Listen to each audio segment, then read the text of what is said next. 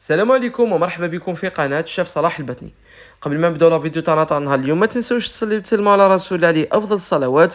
دائما مستمرين مع الوصفات الرمضانيه. اليوم ان شاء الله راح نشارك معكم طبق رئيسي اللي هو رولي اللحم مع رولي الدجاج، وزينتهم مع بعض في طبق التقديم ورافقت لهم مرق زيتون بطريقه سهله وبسيطه وتزيين راقي. يعني طبق تاعنا ملكي وسهل وسريع في التحضير. هذا بالنسبه للوصفه المالحه. نروح للوصفه الحلوه اللي هي عباره عن تحليه بذوق الكراميل والموز بطريقه سهله وبسيطه، ونقدموها للسهرات الرمضانيه. هي عباره عن طبقات من الكريمه وطبقه الموز وطبقه الكاطو، وكما قلت لكم بزاف لذيذه اقتصاديه وسريعه في التحضير. خليكم ضكم مع الفيديو مشاهده ممتعه للجميع. نبدا على بركه الله مع مقادير الرولي تاعنا او الطبق الرئيسي تاعنا. عندي كميه من المعدنوس، عندي نصف صدر دجاج، عندي كميه من زيتون اخضر غليته في الماء، عندي طرف تاع دجاج تقدروا ديروا فخذ دجاج كما تحبوا، عندي ايضا لا موطارد، عندي كميه من لا فيونداشي، وعندي ايضا هنا زوج حبات نتاع البيض. نحتاجوا للثوم، نربيوها حوالي 4 سنات ولا 5 سنات تاع ثوم. بالنسبه للتوابل عندي زنجبيل، ملح، فلفل اسود، عندي كركم، وعندي شويه نتاع الكمون. ونحتاجوا ايضا التوابل نتاع اللمه، نحتاجوا تاع اللحم، ونحتاجوا ايضا الكوري وتاع الدجاج راح تشوفوهم بعد ان شاء الله. هذا التوابل بزاف بلان يعطيونا بنه الاطباق تاعنا، ننصحكم بهم. نبدا على بركه الله بالمرق. اول حاجه في طنجره نديروا ملعقه من لا مارغرين ديما، ونزيدوا ايضا 2 ملاعق نتاع الزيت. نسخنوا هذيك الزيت تاعنا مع لا مارغرين مليح. نجيبوا حبه تاع بصل نربيوها ونضيفوها بهيه بالماء تاعها. نزيدوا ايضا كميه من الثوم، ونقليو هذيك البصله والثوم في هذيك الزبده والزيت مليح. من بعد نزيدوا كميه من لا موطارد راح تعطينا بنه مخالفه للمرق تاعنا. وراح نضيفوا كميه من سكالوب ولا ديروا فخذ دجاج ولا لحم كما تحبوا. دائما نقول لكم الجود بالموجود. نزيدوا شويه تاع المعدنوس ونروحوا لهنا نزيدوا نضيفوا هذاك الزيتون. الزيتون تاعي انا راني غليته غير شويه، يعني موش طايب، ضفته في البدايه.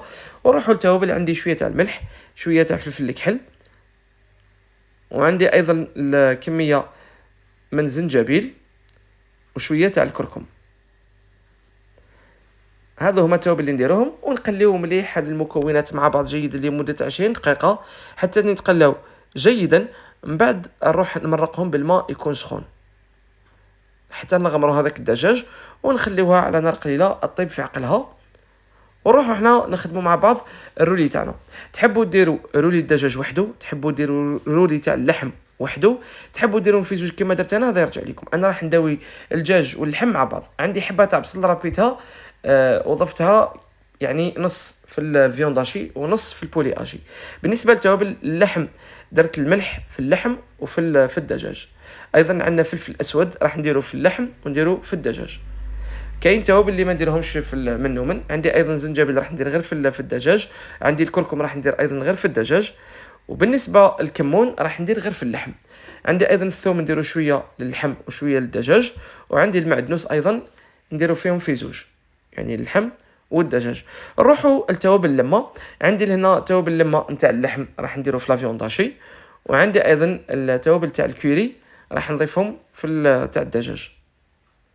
وعندي ايضا توابل الدجاج لهنا من اللمه، هذو تاع 3 كيلو. كاين تاع 100 غرام يتباعوا في لي سوبيرات، وكاين هذو تاع 3 كيلو يتباعوا ايضا في لي سوبيرات.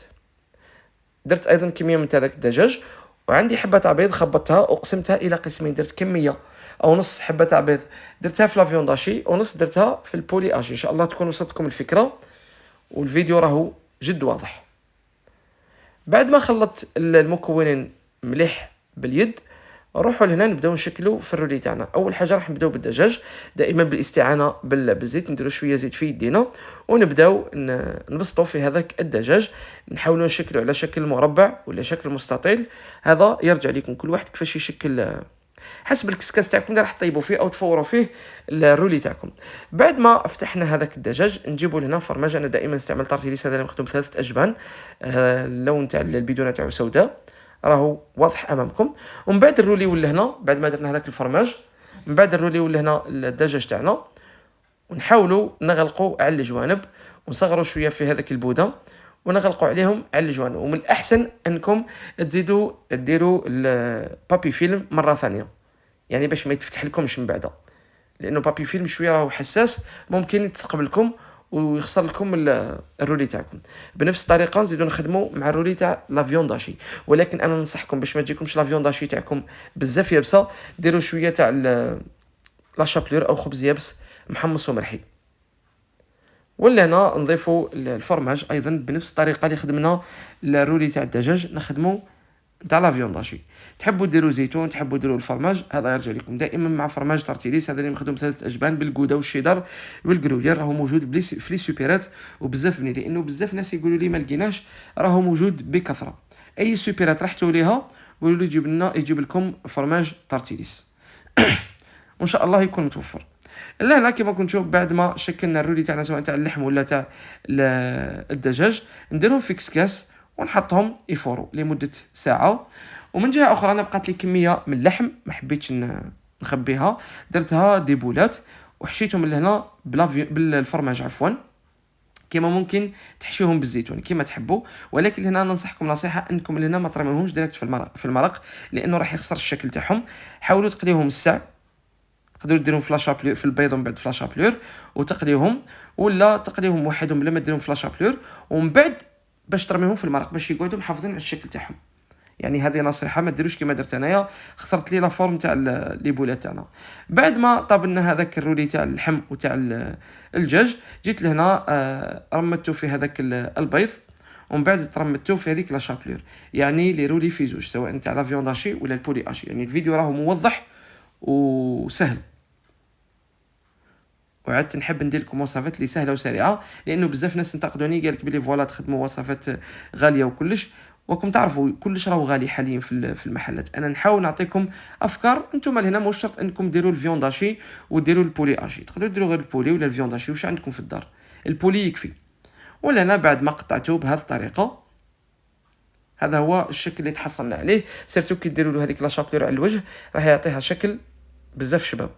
ولهنا بنفس الطريقه ايضا راح نقطعوا الرولي تاع اللحم لشرائح بهذه الطريقه ونحطه على جهه ونروحوا نزينوا الطبق تاعنا. بالنسبه للتزيين لكم الاختيار في التزيين، انا زينت لهنا درت رولي سواء تاع الدجاج ولا تاع اللحم مع بعض، درتهم في طبق واحد.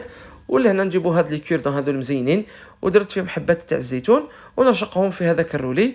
وكما كنتم تشوفوا التزيين يعني ما شاء الله، ووصفه سهله سريعه وبزاف بنينه، ويعني تعمر العين وتعمر لكم الطابله. انا درت لي 2 اطباق يعني كميه عائليه، وحطيت الزيتون هذاك في النص. تقدروا حتى ديروا لي شامبينيون ديروهم مع الزيتون في البدايه اللي عنده.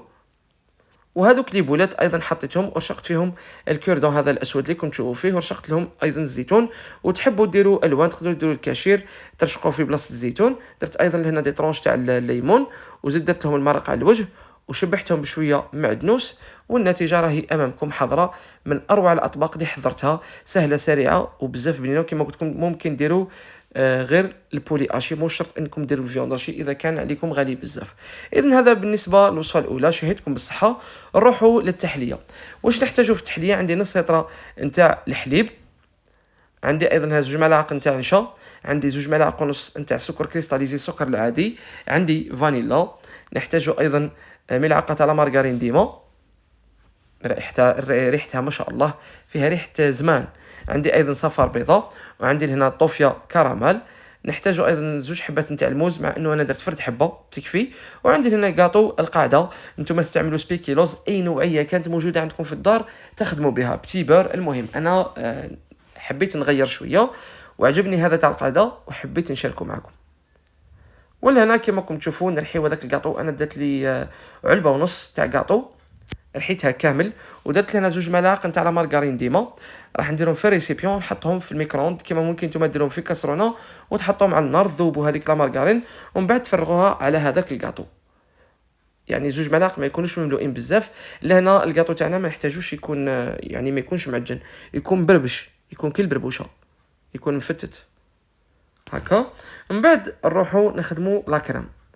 عندي نص لتر تاع حليب نحطوها في كسرونه، نزيدو نضيفوا هذاك النشا، نضيفوا ايضا السكر، نزيدو نضيفوا صفار بيضاء، وراح نضيفوا ايضا لهنا لافاني باش نسموها. ديروا كميه من لافاني سواء غبره ولا فاني سائله واش عندكم في الدار. نخلطوا هاد المكونات بارد في بارد ومن بعد نحطوهم على النار مع التحريك المستمر حتى نتحصلوا على قوام يكون نوعا ما ثقيل. كما كنتم تشوفوا هنا راه بدا يثقل الخليط، ما تحبسوش نتوما عليه التخلاط حتى يصبح بهذا القوام. نطفيو عليه النار ونحطوه ونضيفوا له ملعقه تاع مارغرين ديما، نذوبوها في هذاك الخليط وهو ساخن. من بعد لهنا بالنسبه لهذا الخليط راح نقسمه الى قسمين متساويين. قسم خليته في الكسرونه راح نخليه ما نضيف له حتى اضافه، والقسم الثاني نديرو في ريسيبيون وراح نضيف له اضافه اللي راح تشوفوها. اللي عنده طوفيه كراميل يستعمل 2 ملاعق نتاع الطوفيه. انا هنا ظهرت لكم غير ملعقه ولكن انا زدت ملعقه ثانيه. اللي ما عندوش تقدروا تشريو الياغورت كراميل، هذيك تاع الفلون كراميل، ديروا ملعقه وتخلطوها. ولا هنا او تحذف لي المقطع كي درت يعني في كل فيرين درت 2 ملاعق نتاع الكاطو كطبقه اولى، ومن بعد درت الطبقه هذه تاع اللي زدنا لها الطوفيه، ودرت طبقه ايضا نتاع البنان. لهنا ايضا ما تنساوش ديروا لي بيبي شوكولا اذا كان موجود عندكم. زدت درت طبقه تاع الكاطو، ما على باليش علاش راه تحذف لي المقطع هذاك تاع الكاطو، ما على باليش انا اللي ما صورتش ولا تحذف لي ما فهمتش كيفاش. ومن بعد رحت زدت درت طبقه نتاع الكريمه هذيك اللي ما ضفنا لها حتى اضافه، ومن بعد غطيت لهنا بالكاطو. لهنا صراحه انا ليفيرين تاعي ما جاوش معمرين بزاف، يعني الكميه هذه راح دير لكم 4 تاع ليفيرين ممكن 5. هذه هي. ومن بعد درت لي بيبي شوكولا وزدت في الاخير هذاك الكاطو. درت في كل طبقه 2 ملاعق نتاع كاطو، درنا في الطبقه الاولى وزدنا في الطبقه الاخيره 2 ملاعق 2 ملاعق. وهذه هي. وبالنسبه للتزيين نتوما لكم اختيار، تحبوا تخليوها هكا، تحبوا ديروا لها الكراميل، تحبوا ديروا البنان والكراميل. على بالي راح تقولوا لي البنان راهو غالي بزاف وكلش، كما قلت لكم كلش راهو يشوي في برا. زدت درت لها شويه تاع الكراميل من الفوق، زدت حطيت لها لي بيبي شوكولا، والنتيجه خياليه. القوام تاعها بزاف بنين، من اروع الوصفات ايضا، وكما قلت لكم سهله وسريعه تحضريها في وقفه. اذا هذه هي وصلنا لنهايه هذا الفيديو. ما تنساوش تدعموني في الانستغرام اللي راكم تشوفوا فيه اسفل الشاشه. اذا عجبتكم لا فيديو تاعنا تاع نهار اليوم عليكم لا تكثروا لي من الجام وتكومونتيو لي اسفل لا فيديو. اذا عجبتكم قناتي ما عليكم الا ديروا اشتراك ولا ابوني ولا سبسكرايب، تفعلوا زر الجرس باش يوصلكم كل جديد تاعنا. راح نقسم معكم لهنا باش تشوفوا القوام تاع التحليه تاعنا. ما بقى لي نقول لكم شهيتكم بالصحه، نتلاقاو في عد اخر مع وصفات اخرى. صحه فطوركم وصحه سحوركم عفوا، والسلام عليكم.